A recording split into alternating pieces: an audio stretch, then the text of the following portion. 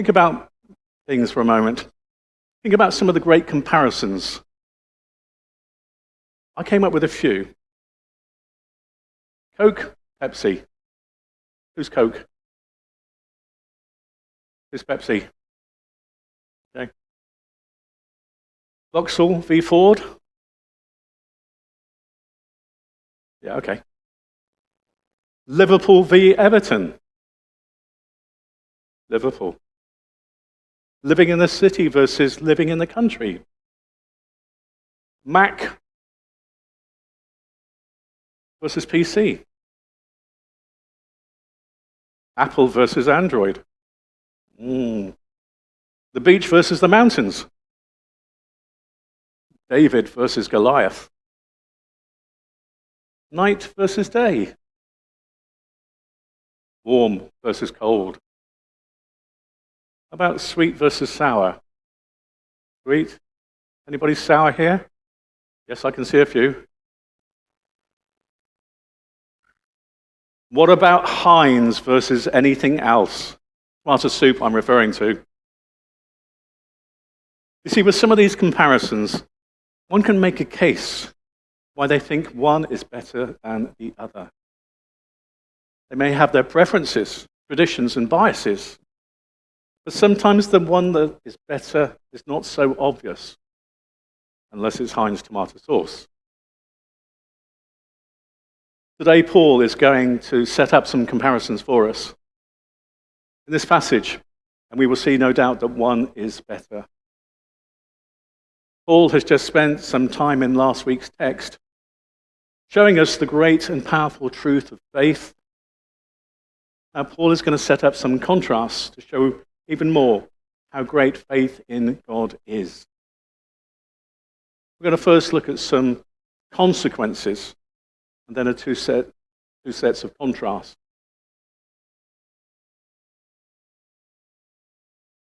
I've already failed.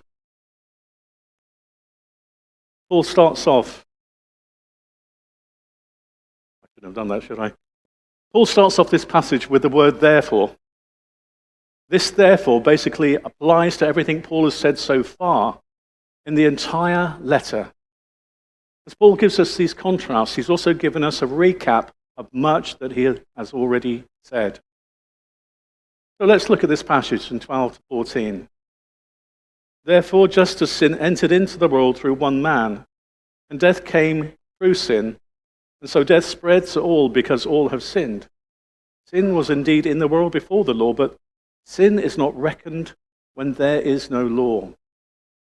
Yet death exercised dominion from Adam to Moses, even over those whose sins were not like the transgressions of Adam, who is a type of the one who is to come. Verse 12 gives us a reminder of all that's been said in Romans, and that simply is that all of us have sinned. And Paul points out in chapter 5 where that sin first began, in Adam.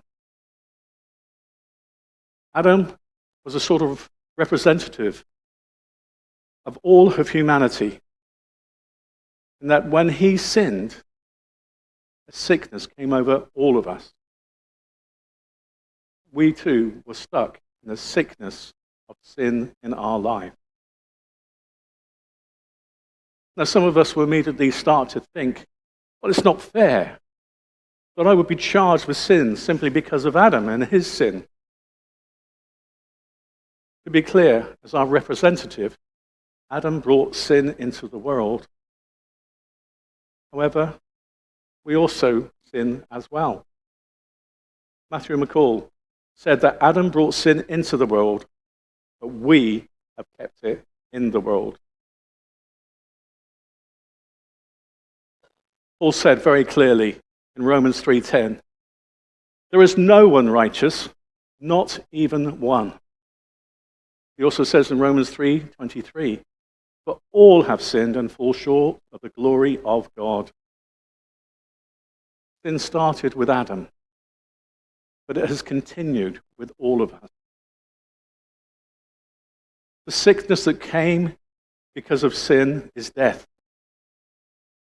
So how do we know that that sin has affected all people? Paul tells us, in this way, death spread to all people because all sinned. In other words, death is proof that the sickness of sin has affected us all. Everyone since Adam, with a few miraculous exceptions, have experienced death because we have all been affected by sin. I'm going to take you back to my Bible college. There were two characters in the Bible, two people, who did not die, but were taken up in the clouds. Mark's nodding his head. Tell me one, Mark. Enoch, and there was another one. Elijah. That's right. They didn't experience the painful death. God just took them up. We don't know why, but he did. Now, even Jesus suffered sin because, I'll retract that one. Even Jesus suffered death because of sin. Now, the difference is that we suffer death as a result of the sickness of sin in our own lives, whereas Jesus suffered death because of the sin of others. Jesus paid the penalty so that we could live again. Paul points out that sin reigned from Adam to Moses. That is, from the time the earth was created to the time of the coming of the law.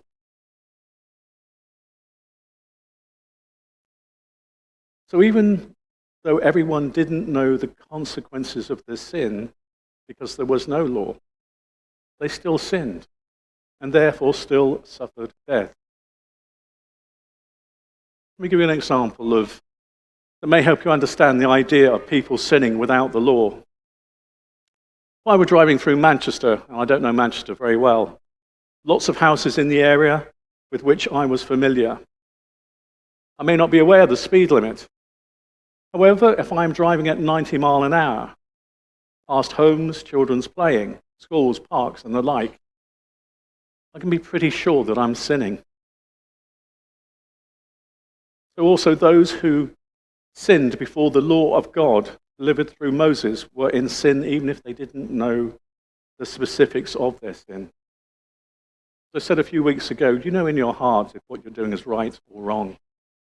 God has put that within us as a mechanism to say, whoa, don't go there. If you do, the consequences will be greater.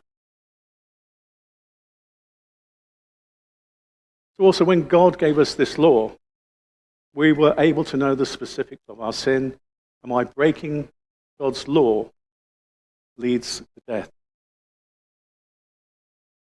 Paul says that some of these others did not sin in the likeness of Adam. No, they may not have bitten off the fruit that they were told was forbidden. Adam broke a specific law. He ate from the tree from which he was not supposed to. Many who lived after Adam, but before the law was given to Moses, sinned even if they didn't really know that they were breaking a law. They were still stuck with sin and rejected God's rule and reign over their lives. This reality is why Paul can say, sin is not charged to a person's account where there is no law. Nevertheless, death reigned from Adam to Moses.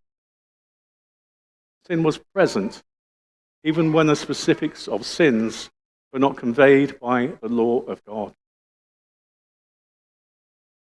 So we are made aware of the sin and sickness that was or is present in our lives.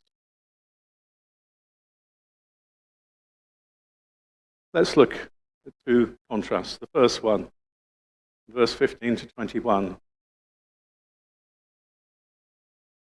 This part could be called the trespass and the gift. But the free gift is not like the trespass. For if the many died through one man's trespass, much more surely have the grace of God and the free gift in the grace of one man, Jesus Christ, abounded for the many. And the free gift is not like the effect of one man's sin, for the judgment following one's trespass brought condemnation. But the free gift following many trespass brings justification.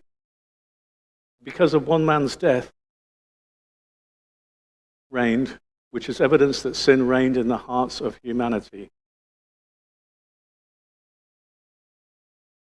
You can tell I'm not experienced PowerPoint presenter. So even though not everybody understood the consequences of sin, there was no law. They still sinned and therefore suffered death. There is no excuse. If we know that we're sinning, there is no excuse.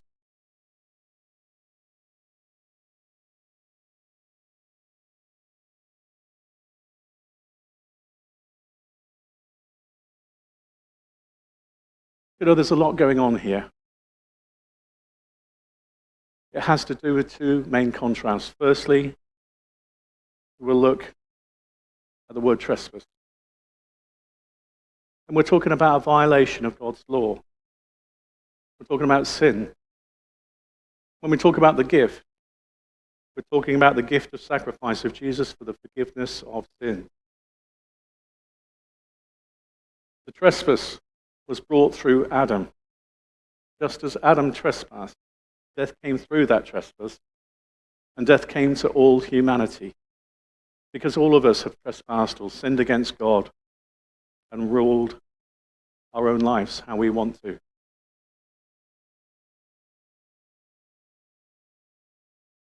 The gift was brought by God through Jesus. Paul says that the gift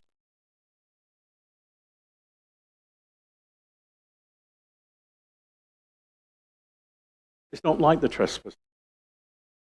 Humankind brought the trespass. God brought the gift. You see, the trespass brings us to death, but the gift brings us to life.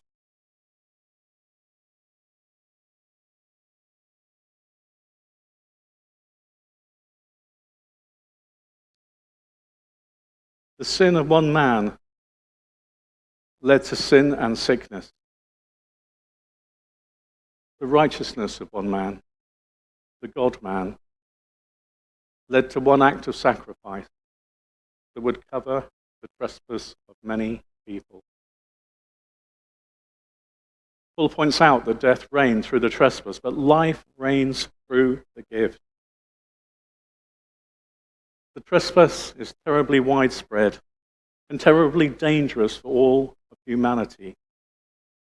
However, the gift is wonderfully available for all and wonderfully effective in bringing new life to all who receive it.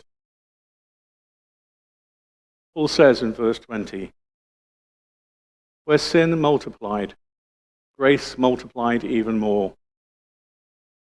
Sin is powerful, but God's grace is more powerful. No matter how much sin you give out to God, He's got more than ever you could imagine grace to cover it all.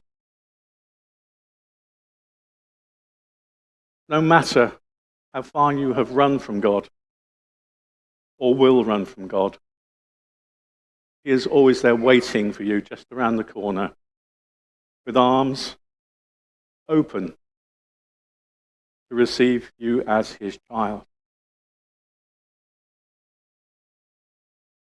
He will overwhelm you with His loving kindness and welcome you home. He wants to give you the gift and take away the trespass. And the gift is so much better than the trespass in every way.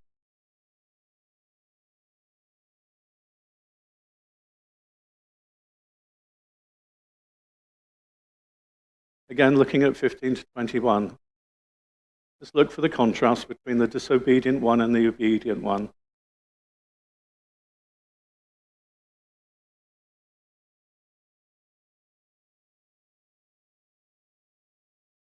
But the free gift is not like the trespass, for if the many died through one man's trespass, much more surely will have the grace of God and the free gift of God, of grace in one man, Jesus Christ, abounded for the many.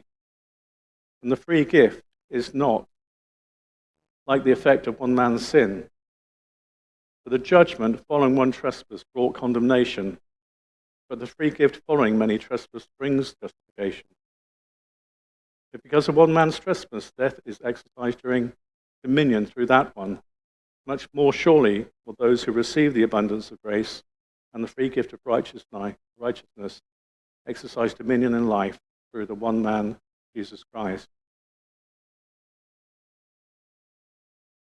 But you ask me, how is Adam like Jesus? Adam is like Jesus in that he is a representative of humanity. Adam represented humanity by bringing sin and sickness into the world.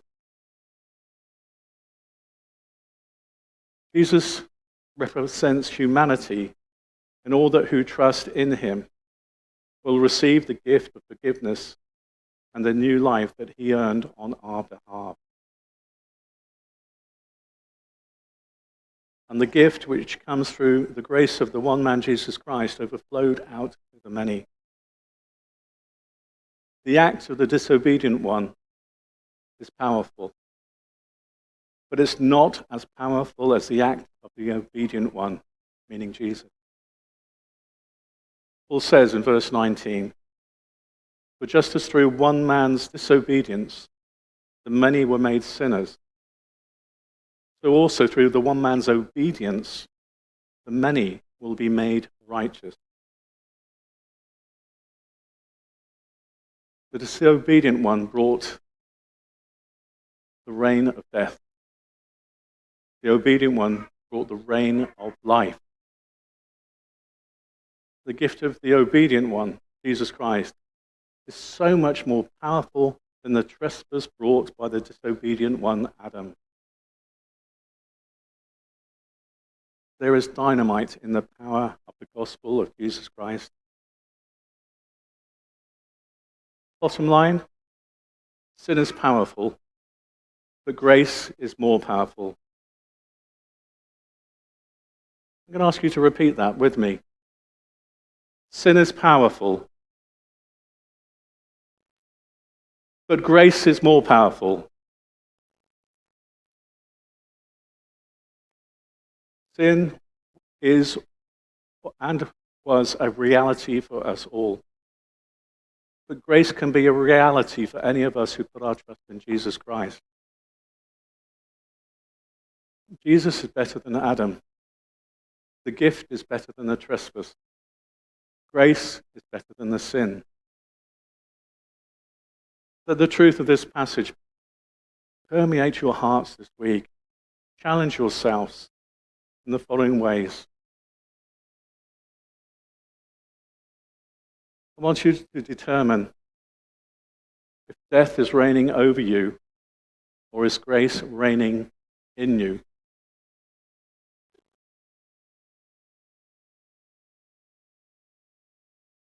Ask yourself, who is the king of your life? Is sin the king of your life? Or are you the king of your life? Or is Jesus the king in your life? Jesus is more powerful. Life is more powerful. Grace is more powerful. Never forget that reality. Take some time this week and embrace that which is more powerful. God's grace to us. Remind yourself that daily. Write it down in stone. Love is better. Peace is better. Forgiveness is better. Joy is better. Grace is better. Life is better.